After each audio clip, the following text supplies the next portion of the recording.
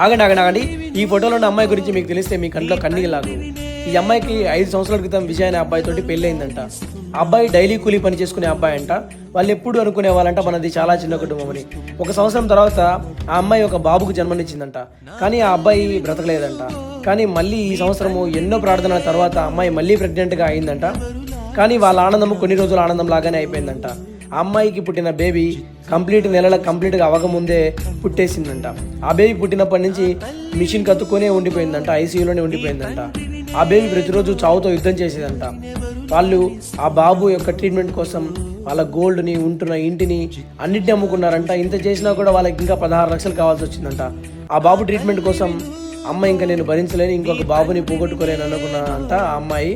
ఆ అమ్మాయి చేతులు ఎత్తేసి అందరిని అడుక్కుంటుందంట, మా బాబుని ఎలాగైనా కాపాడండి అని చెప్పి అడుక్కుంటుందంట, వాళ్ళ బాబుని ఎలాగైనా కాపాడమని. ప్లీజ్ అండి, మీకు నా వీడియోస్ నచ్చితే మాత్రం సబ్స్క్రైబ్ చేసుకొని మీ సపోర్ట్ నాకు ఇవ్వండి. ఇలాంటి వీడియోలు ఇంకేనో చేస్తాను.